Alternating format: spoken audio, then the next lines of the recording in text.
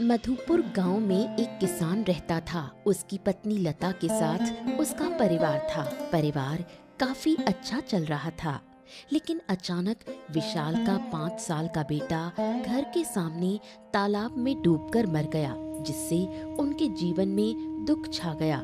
दुख भरे जीवन को सहते सहते विशाल ने एक दिन अपनी जमीन पर पपीते के पौधे लगाए और फिर उनके जीवन में विभिन्न घटनाएं होने लगीं। मुझे इस घर में रहना पसंद नहीं। यहाँ रहकर मैं अपने बेटे को कभी नहीं भूल पाऊंगी। चलो कहीं और चलते हैं।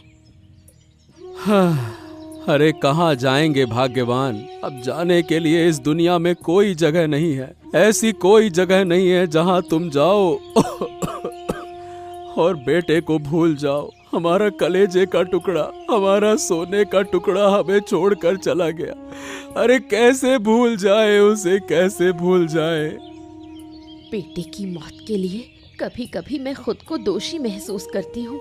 अगर खेलते हुए मैं उसका ध्यान रखती तो बेटा डूबकर नहीं मरता।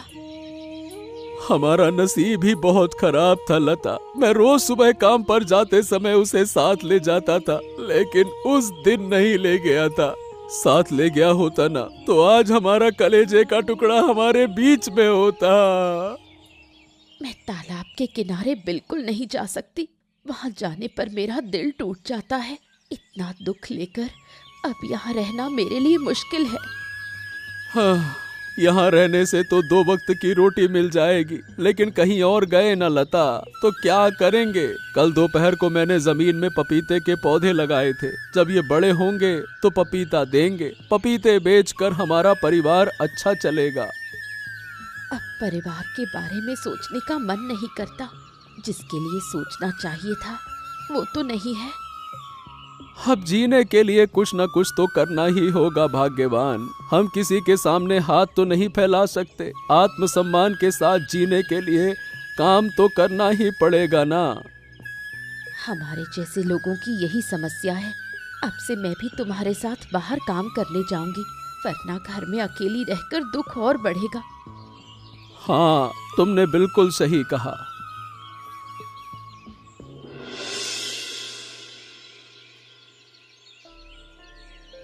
अरे ये पपीते के पेड़ बड़े अजीब दिख रहे हैं। ये सभी पेड़ सुनहरे रंग के हैं। क्या बात है, मैंने अपने जीवन में ऐसे पेड़ तो कभी नहीं देखे। क्या बात है दादा, तुम्हारे पपीते के पेड़ देखकर तो मैं हैरान हूँ। लगता है जादुई पेड़ हैं। जादुई पेड़ नहीं तो इतने सुनहरे कैसे होंगे। अरे जादुई पेड़ जैसी कोई चीज नहीं होती है अनुज, लेकिन ये बात सच है कि ये पेड़ रहस्यमयी लग रहे हैं। मतलब ऐसे पेड़ तो मैंने अपने जीवन में नहीं देखे। और नहीं तो क्या। अच्छा दादा, मैं क्या कह रही हूँ कि तुम मुझे अपने इस पेड़ के कुछ पौधे दे दो, मैं भी अपने यहाँ लगा लूँ। बड़े कमाल के लग रहे हैं। हाँ हाँ, ले लेना ले लेना। पेड़ से पपीता उगने के बाद मैं तुझे कुछ पौधे दे दूंगा, ठीक है। अरे क्या ठीक है, लेकिन पेड़ तो बड़े हो गए और अभी तक कोई पपीता आया नहीं। पपीता उगेगा कि नहीं उगेगा? अब क्या पता, मैं तो कुछ समझ ही नहीं पा रहा। अगर पपीता नहीं उगा तो पेड़ लगाने का मतलब ही क्या? फिर तो मैं सारे पेड़ ही काट दूंगा। सिर्फ पेड़ छोड़ने से क्या फायदा? फालतू में जमीन के पोषक तत्व खा रही है। पेड़ अभी बहुत छोटे हैं और इतने छोटे में पपीता नहीं आता है। पेड़ ऐसे ही बड़े दिख रहे हैं। सही कहा दादा। अच्छा दादा, घर जा रहे हो या फिर यहीं रहोगे? अब क्या है, दोपहर हो गई है, इतनी धूप में काम करना मुश्किल है। अरे नहीं रे, अब धूप में काम करने का मन नहीं है। चलो घर चलते हैं। अच्छा दादा, अब क्या कहूँ मैं, समय बहुत मुश्किल से गुजर रहा है। जरूरत के कारण कभी कभी मन करता है कि भीख मांग लूं, फिर भी पत्नी की चिंता भी है। सब मिलाकर स्थिति बहुत खराब है दादा। हाँ रे, जानता हूँ। मेरे परिवार की स्थिति भी अच्छी नहीं है। बेटे के जाने के बाद से मेरा तो काम में मन नहीं लगता, इसीलिए पपीते के पौधे लगाए थे। देखना होगा पपीता उगता है या फिर नहीं उगता। हाँ देखो, मुझे भी कुछ करना होगा। हाथ बांधे बैठे रहने से काम तो नहीं चलने वाला। कुछ ना कुछ तो करना होगा। और नहीं तो क्या। चल भाई अनुज, मैं घर जाता हूँ, बाद में तुझसे बातें होंगी, ठीक है? ठीक है दादा, चलो। अलक निरंजन, मैंने 2 दिन से खाना नहीं खाया बच्चा, मुझे कुछ खाने को दे दो। लेकिन बाबा, इस समय हमारे घर में खाने के लिए कुछ नहीं है। आप बरामदे में बैठ जाइए, मैं भात बनाकर आपको खिलाऊंगी। फिर ठीक है, मुझे बहुत देर हो जाएगी, मैं फिर कभी आकर नहीं खाऊंगा। आप मत जाइए बाबा, अगर आप चले गए तो बहुत बुरा होगा। एक बार तो हमें नुकसान हुआ है, अब नए नुकसान की जरूरत नहीं। तुम्हें कोई नुकसान नहीं होगा। देखो, आगे अच्छे दिन आएंगे, लेकिन इंसान पर नजर लग सकती है, इसीलिए बहुत सावधान रहना होगा। बाबा, हमारे जीवन में अब खुशी नहीं आएगी। हमने अपनी सबसे प्यारी चीज खो दी, फिर शांति कैसे आएगी? कौन कहता है नहीं आएगी? मैं देख सकता हूँ, तुम्हारी खोई हुई संपत्ति फिर से लौट आएगी। लेकिन कैसे बाबा? ऊपर वाला जो संपत्ति ले गया, क्या वो लौटाएगा? सीधे तौर पर नहीं, ये चीज तुम्हारे बीच दूसरे रूप में लौटेगी, लेकिन तुम्हें बहुत सावधान रहना होगा, वरना बार बार संकट में पड़ोगे। आज पहली बार थोड़ी शांति मिली बाबा। हमेशा मानसिक दुख में दिन बीतता है। चारों तरफ से तुम्हारा भाग्य खुल जाएगा, लेकिन एक बात याद रखना, इस बरामदे में कम आना। ये जगह तुम्हारे लिए अच्छी नहीं है। जब आप कह रहे हैं तो मैं सावधान रहूंगी। अब बाबा, आपके लिए कुछ खाना बनाती हूँ, आप खाली हाथ मत जाइए। ठीक है बच्चे, इतनी कोशिश करने पर मैं खाली हाथ नहीं जाऊंगा। अरे, मैंने कहा था तुम्हें दीदी के घर जाने की जरूरत नहीं है, वहाँ की स्थिति अच्छी नहीं है, समझती नहीं हो। स्थिति अच्छी होने का मतलब ये नहीं कि वो लोग भूखे रहते हैं। वहाँ 2 वक्त की रोटी मिल ही जाएगी। जब दीदी परेशान थी तब तो हम एक भी दिन उनके पास नहीं गए। अब हमारी थोड़ी सी समस्या क्या हो गई, मुंह उठा के चल दे दीदी के घर पे। दीदी के घर रहने की जगह है, एक कमरे में रहेंगे, फिर हमारी समस्या हल हो जाएगी। हमेशा थोड़ी ना रहेंगे। अब यहाँ गुस्से की क्या बात है? मैं तो बस ये कह रहा हूँ, दीदी का हाल बहुत खराब है। क्या वो हमें इतने दिन खाना दे पाएंगी, बताओ? यहाँ घर में रहकर तो 1 वक्त की रोटी भी मुश्किल ही मिलती है। ओहो, अगर काम मिल जाए तो अच्छा होता। आजकल काम कम है, लोग भरोसा करके काम नहीं देते, समझो। तुम्हारे जैसे आलसी को कौन काम देगा? सिर्फ सोना और खाना ही तुम्हारा काम है। काम करता था, 2 साल महाजन की दुकान पर काम किया, अचानक से काम बंद हो गया, तो अब क्या करें? अगर ठीक से काम नहीं किया होता तो 2 साल तक कैसे काम करता? मेरे जैसा कोई और नहीं मिलेगा। तुमने ठीक से काम नहीं किया, इसलिए सब खत्म हो गया। काम नहीं मिला, सच कहूँ तो तुम्हारा कुछ नहीं हो सकता। तुम्हारी बातें सुनकर अच्छा नहीं लग रहा, थोड़ी बातें बंद करो तुम। नहीं तो एकदम ऐसा लगता है जैसे ताने मार रही हो, ये नहीं वो नहीं, ये नहीं वो नहीं। ठीक है, अब और नहीं बोलूंगी।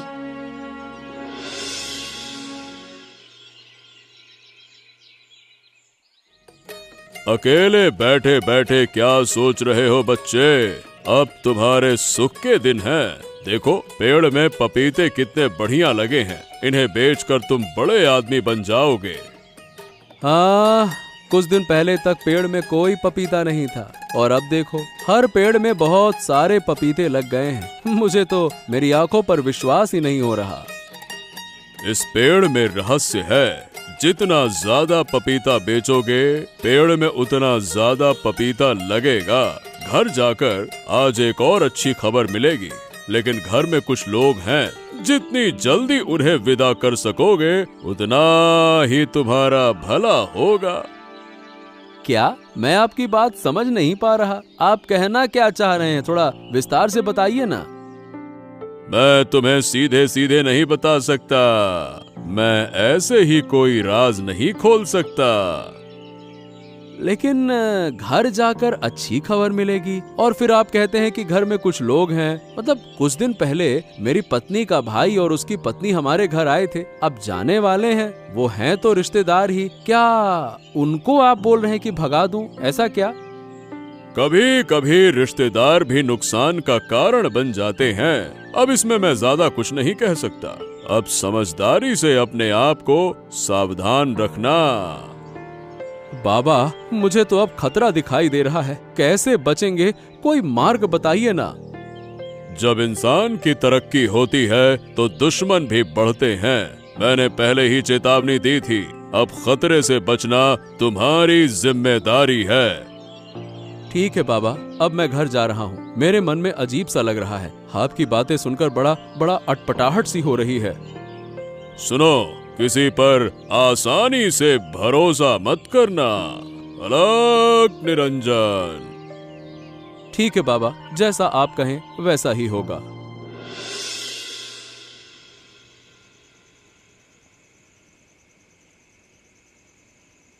आहा, क्या बात है लता, आज तो तुम बड़ी खुश लग रही हो। इतने दिनों से तुम्हें इतना खुश नहीं देखा। आज इतनी खुशी का कारण क्या है? हमारे घर में नया मेहमान आने वाला है। ऊपर वाला हमारी तरफ देख रहा है। आहा, इतनी घुमा फिरा कर बातें मत करो। सीधे सीधे बताओ, हुआ क्या है? हम फिर माँ बाप बनने वाले हैं। मैं जो खुशी महसूस कर रही हूँ उसे शब्दों में बयान नहीं कर सकती। हाँ, क्या? अरे लता, देखो देखो, खुशी के मारे मेरी आंखें भर आई। बहुत दिनों बाद बहुत अच्छा लग रहा है। साधु बाबा ने मुझसे कहा था कि आज मुझे खुशखबरी मिलेगी। उनका कहना सच निकला। कुछ दिन पहले हमारे घर में एक साधु बाबा आए थे। उन्होंने मुझसे कहा था कि हम खोई हुई संपत्ति वापस पाएंगे। अब समझ रही हूँ कि उन्होंने क्या कहा था। हाँ, साधु बाबा बहुत अजीब किस्म के इंसान है। रहस्यपूर्ण बातें करते हैं। उनकी बातें सीधी सीधी नहीं होती। हाँ, तुम बिल्कुल सही कह रहे हो। हमें बहुत सावधान रहना होगा। अरे लता, उन्होंने मुझसे कहा कि जितनी जल्दी आपदाएं दूर होंगी उतना ही हमारा कल्याण होगा। समझ गई, शायद ये राहुल और टीना की वजह से है। अब उन्हें हमारे घर से भेज देना चाहिए। रिश्तेदार हैं, भेजने में बुरा नहीं लगेगा। जितने दिन चाहे रहे। नहीं, हमारी हालत अगर ठीक होती तो कोई दिक्कत नहीं। अब हमारे खर्च बढ़ जाएंगे। अब देखते हैं, तुम्हारे भाई के लिए कोई न कोई काम का इंतजाम कर सकते हैं क्या, या फिर क्या होता है, देखते हैं। मेरा भाई तो आलसी है, काम करेगा ही नहीं। अरे मेरे पपीते के बाग में तो रह सकता है ना। इतने पपीते हैं कि रोज बाजार ले जाना मेरे बस की बात तो नहीं है। भाई से बात करो, अगर वो तुम्हारी मदद करे तो अच्छा रहेगा।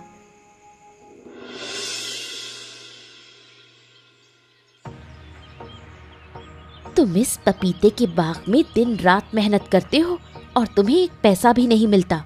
पहले तो तुमसे पपीते के बाग में काम करने के लिए कभी नहीं कहा, पर अब ऐसा क्यों?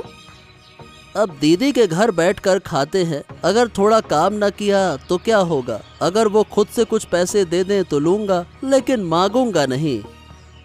तुम्हें कुछ नहीं मिलेगा। जो करना है मुझे करना होगा। धीरे धीरे ये बाग तुम्हारा हो जाएगा। अरे ये तुम क्या कह रही हो टीना? मैं ये बाग का मालिक कैसे बन जाऊं? दिमाग लगाओ तो बहुत कुछ हो सकता है।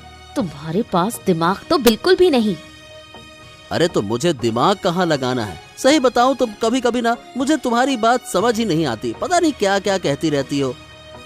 दीदी फिर से माँ बनने वाली है। इस खबर का तुम्हें पता है? हाँ, और ये तो बहुत बड़ी खुशखबरी है। अब देखो ना, दीदी का पहला बच्चा डूबकर मर गया। हा हा हा हा, कितना प्यारा बच्चा था बेचारा।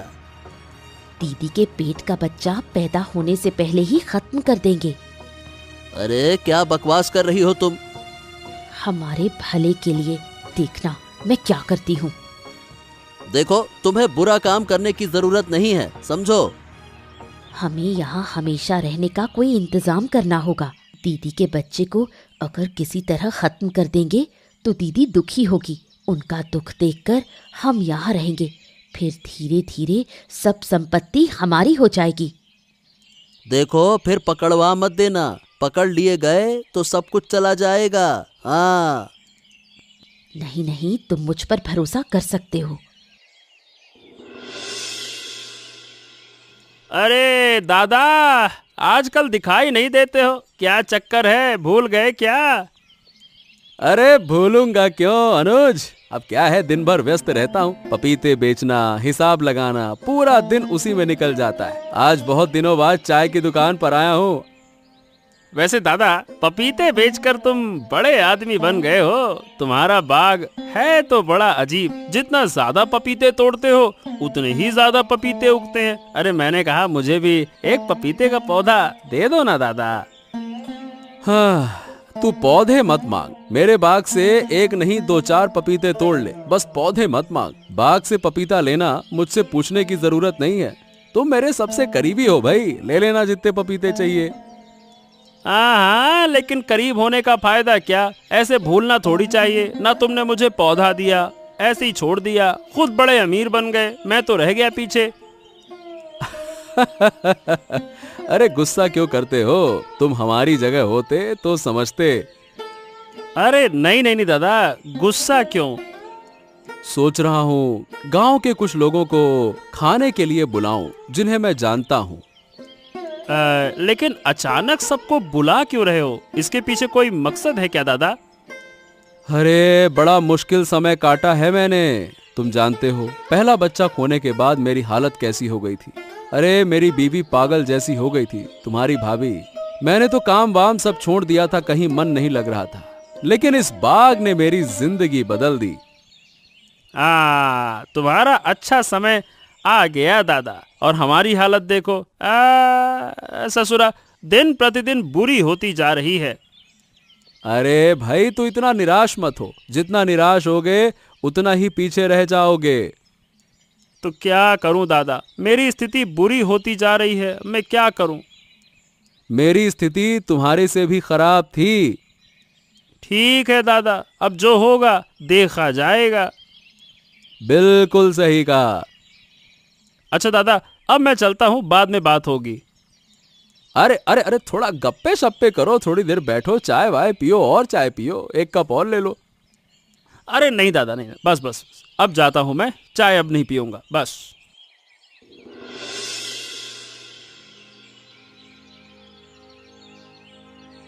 पेट में बच्चा होने पर क्या पूरे दिन सोते रहते हैं?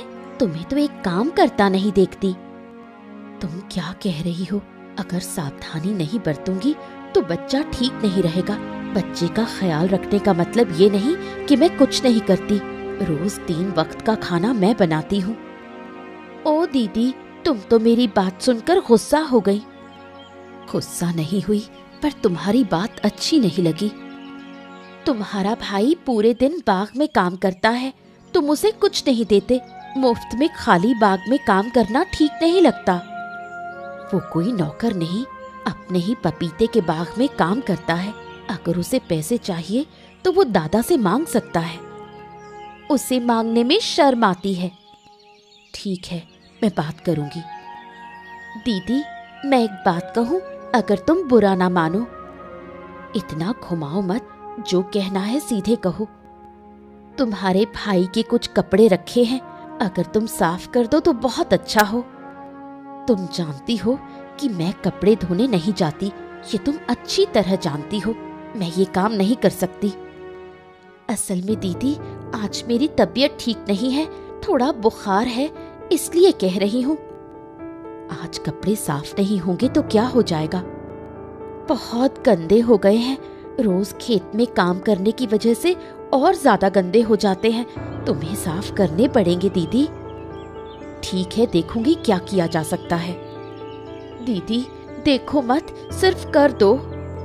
ठीक है, अभी मुझे खाना बनाना है। खाना बनाने के बाद भाई के कपड़े साफ कर दूंगी। दीदी, तुमने मेरी कितनी मदद कर दी।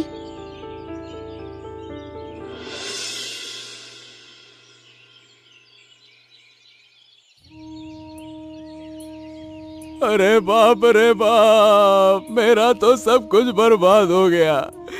इतना बड़ा नुकसान कैसे सहूं? पहला बच्चा खोया, अब दूसरा भी खो दिया। सब खत्म हो गया, सब खत्म हो गया। अरे दादा दादा शांत हो जाओ, इतना मत रो, पहले डॉक्टर को दिखाओ। साधु बाबा ने चेताया था, लेकिन मैंने उनकी बात गंभीरता से नहीं ली। अब समझ में आ रहा है कि कितनी बड़ी गलती कर दी। क्या गलती की तुमने दादा? घर से मुझे आपदाओं को दूर करने के लिए कहा गया था, तब नहीं समझा कि क्या मतलब था।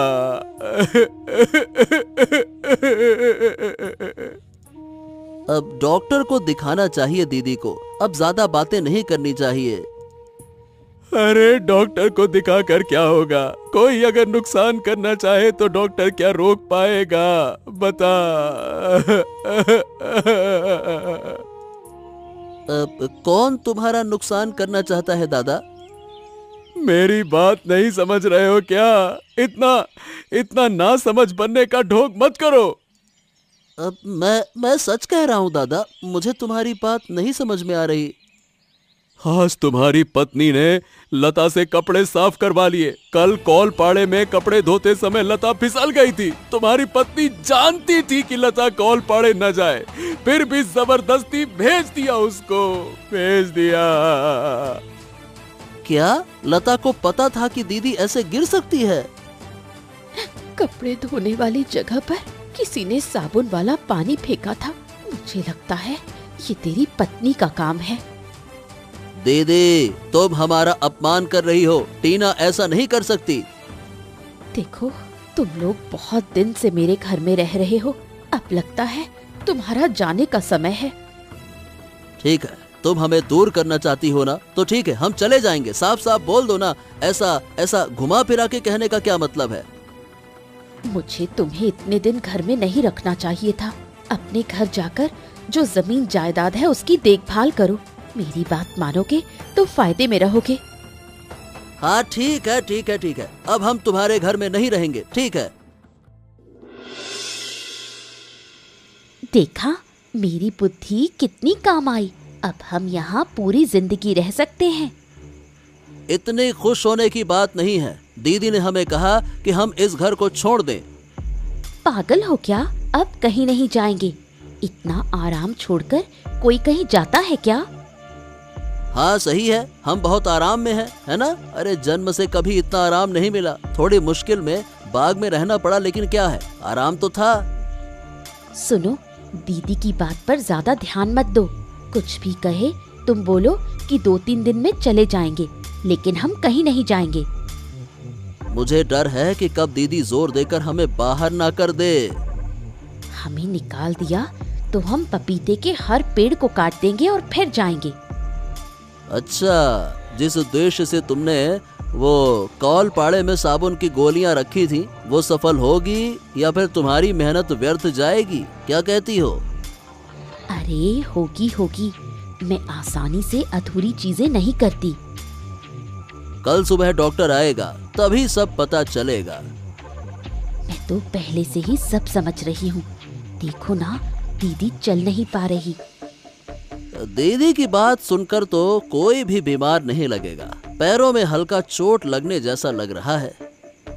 अगर दीदी को कुछ नहीं हुआ तो हमारी योजना बेकार हो जाएगी। ऐसा है टीना, अगर इस योजना में काम नहीं हुआ तो फिर नई योजना बनानी होगी।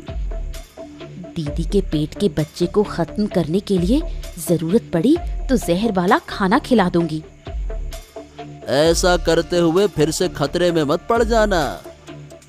मैंने कहा ना, मैं अधूरी चीजें नहीं करती। तुम मुझ पर पूरी तरह भरोसा कर सकते हो। हाँ भरोसा तो है, और तुम भी मुझ पर भरोसा रखो। ये सब चालाकी के काम सिर्फ तुम ही अच्छे से कर सकती हो, क्योंकि तुम चालाक और चंट हो।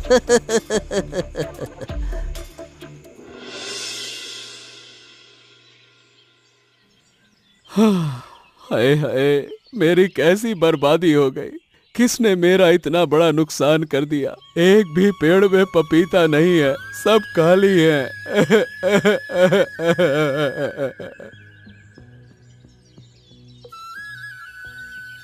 दादा, ए दादा, क्या हो गया? यहाँ खड़े खड़े रो क्यों रहे हो? क्या बात है? देखो मुझे कितना बड़ा नुकसान हो गया। मेरे सुनहरे पपीते के बाग में एक भी पेड़ नहीं बचा। हाँ दादा, एक रात में सब खत्म हो गया। सच कहूँ तो इस दुनिया में कोई किसी का भला नहीं चाहता। वही तो, मैंने किसी का नुकसान नहीं किया, फिर भी लोग मेरे पीछे क्यों पड़े हैं? क्यों क्यों? तुम्हारे इस बाग पर कई लोगों की नजर है दादा। कोई ईर्ष्या करता है, कोई जलता है, और अब देखो पपीते का पेड़ ही खराब हो गया। तुम रो मत दादा, कुछ दिनों में फिर से पपीते के पेड़ लगा देंगे। क्या हो गया? मेरे अपने लोगों ने ही ये बर्बाद कर दिया। साधु बाबा की बात ना सुनकर ये हुआ है। अगर साधु बाबा से फिर एक बार मिल पाता तो बड़ा अच्छा होता। हैं? अपने लोग? किसकी बात कर रहे हो दादा? मेरे घर में 2 लोग हैं, 1 महीने से पड़े हुए हैं, घर जाने का नाम नहीं ले रहे। वैसे अपने ही लोग ज्यादा नुकसान करते हैं। अब से सोच समझ कर चलो दादा, फिर कोई खतरा नहीं होगा। ठीक है, आज घर जाकर उन दोनों को बाहर कर दूंगा। और ये तुम्हारे बुआ के भाई है ना? कभी कभी मेरी उनसे बात होती है। अक्सर तुम्हारे पपीते के बाग में बैठे हुए देखता हूँ। हाँ, पपीते के बाग में काम नहीं करते, बस बैठे रहते हैं। शैतान को मैं आज ही घर से निकाल दूंगा। बस बहुत हो गया। हाँ, नहीं तो जब से मेरे घर पर आए हैं कुछ न कुछ उठापटक मची रहती है। साधु बाबा ने कहा था कि ये आपदा है, आपदा, इनको दूर करो, लेकिन मैंने अरे बस बस बस बस दादा, इतना गुस्सा क्यों? बुआ के भाई का नुकसान नहीं कर सकते। आराम से आराम से। मैं अच्छी तरह से जानता हूँ, राहुल और उसकी बीवी ने ही ये सब कुछ किया है।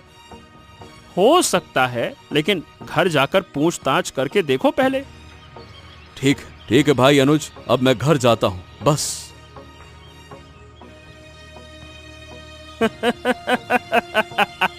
दादा, नुकसान कल रात को मैंने किया, असली दोषी तुम कभी पकड़ ही नहीं पाओगे।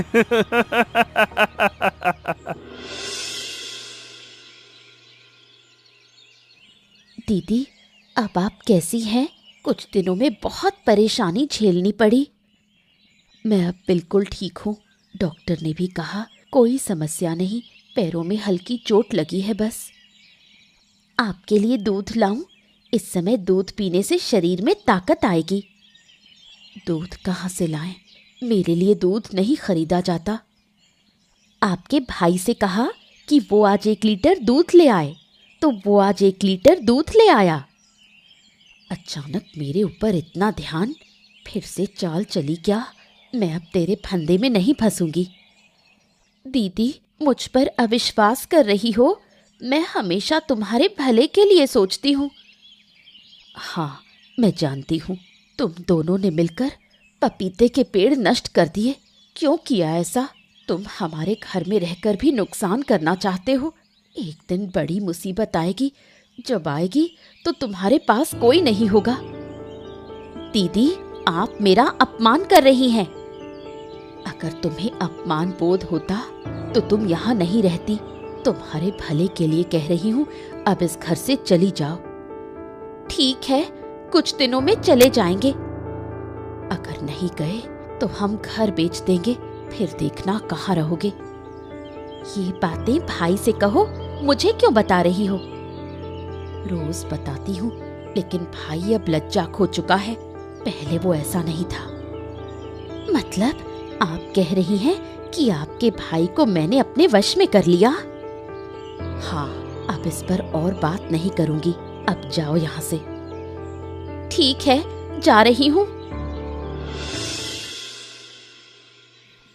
भाई राहुल, ऐसा है, सच कहूँ तो रिश्तेदार घर में ज्यादा दिन रहें तो उनकी कोई कद्र नहीं होती है। तुम सोचते हो हम निकालना चाहते हैं, लेकिन ऐसा है नहीं। हाँ, समझ गया। खर्चा बढ़ रहा है, हमारा खाना पहनना अब तुम उठाना नहीं चाहते, यही ना? ऐसा नहीं है भाई, हम चाहते हैं कि तुम इस घर में रहो तो अपने अनुसार व्यवस्थित रहो, अपनी जिम्मेदारी खुद समझो। अब से क्या है कि लता बाहर वालों के लिए खाना नहीं बनाएगी। अगर तुम नहीं गए तो पुलिस बुलाऊंगी। दीदी, पुलिस की जरूरत नहीं है, बस जा रहे हैं हम, और हमें माफ कर देना। हाथ जोड़ के माफी मांगते हैं, सच में हमने बहुत बड़ी गलती कर दी। घर जाकर मेहनत करो और सुधर जाओ। सच में पाप तो पाप ही होता है। देर से समझ आया, आया भी तो बहुत देर से समझ आया। दादा और दीदी, हम आज ही चले जाएंगे, हमें माफ कर दो।